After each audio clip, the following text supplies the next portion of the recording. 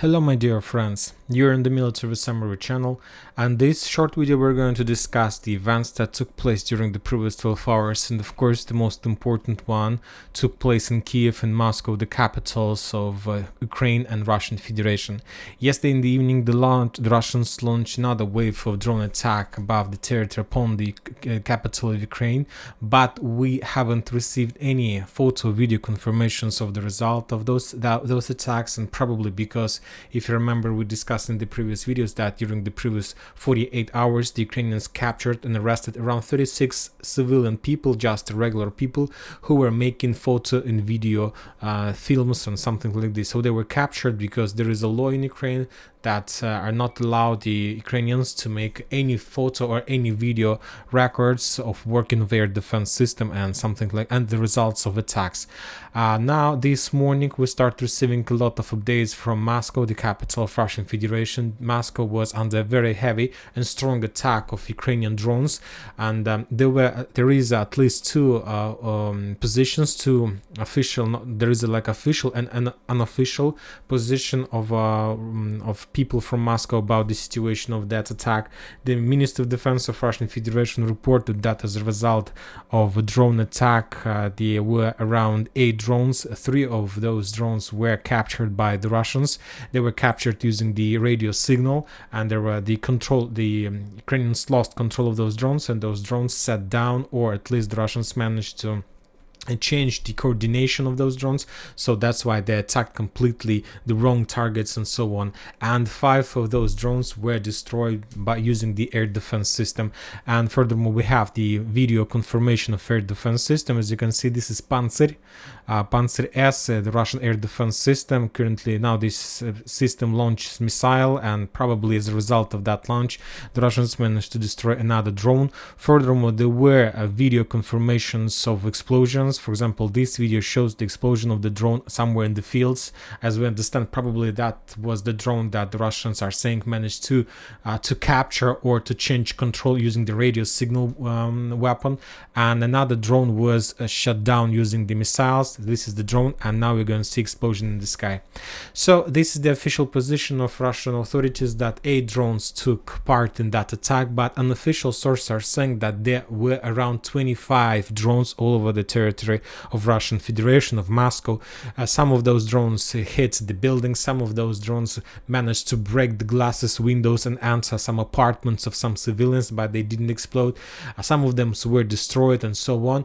And we see that this is a very interesting situation, because first of all the Russians were not prepared to this situation, to that attack, and we can compare the situation in Moscow and situation in Kiev. And the thing is that yesterday Kiev, or the previous night, Kiev was also under attack, but we still haven't received any photo video confirmation, because everything is very difficult and everything is very strong and is very like tough with the situation, with making recordings of work of air defense. And today we see that the Russians are not prepared, and we see a real video confirmation of position of Russian Pantsir S system, the system that currently protect Moscow from any air danger and something like this. So the Russians weren't prepared, people are not prepared, they start making videos. So of course it's a very big tasty piece of cake for the Ukrainian intelligence and so on.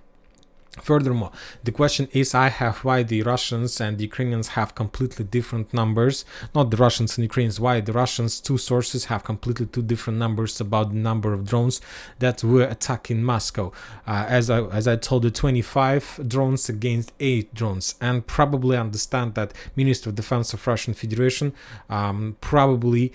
there are like 2 options. The first option is that the Ministry of Defense is correct, and the second option is that unofficial sources are correct.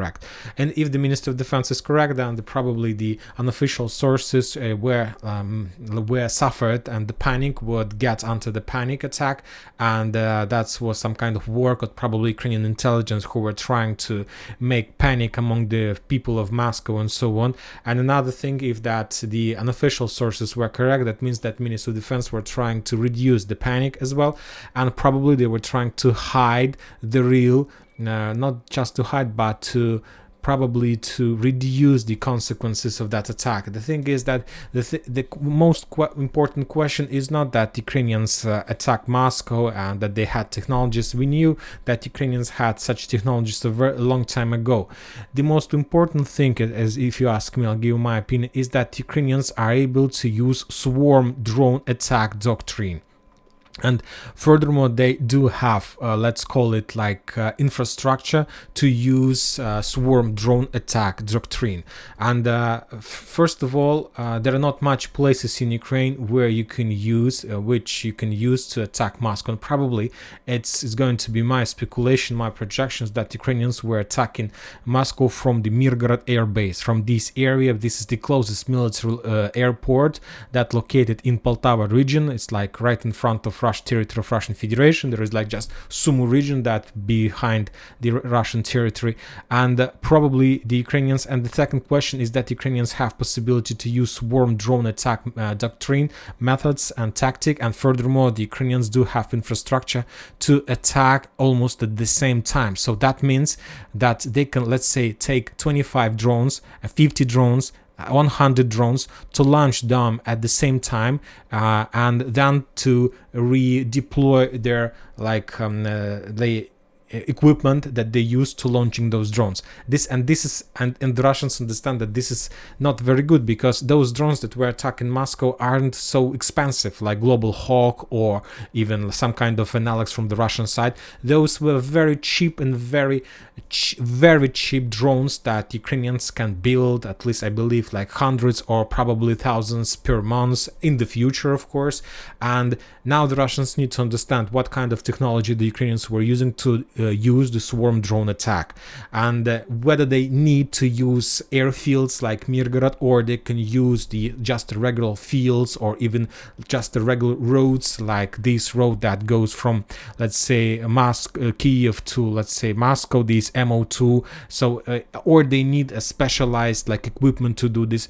There are a lot of questions that the Russians have. And furthermore, yesterday, if you remember, Budanov, the head of Ukrainian intelligence, promised that from now on they are going to change the life of Russians and the people of Moscow, and probably today we are witnesses of his promises.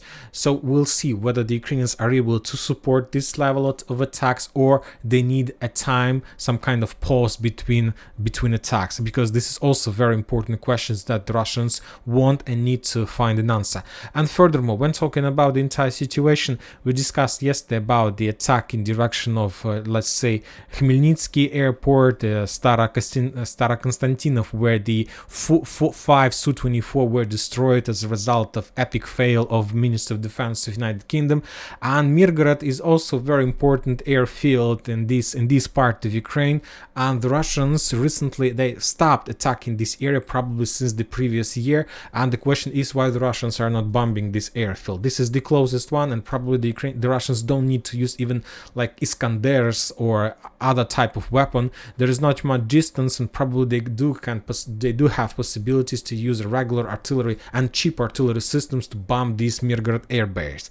A lot of questions that I believe we're going to find answers very soon. And that's it for this short video. The Military Summer channel reminds to condemn any violence in Ukraine. Thank you for watching. Subscribe to my channel, put your likes, join my Patreon, and have a good day. Bye bye.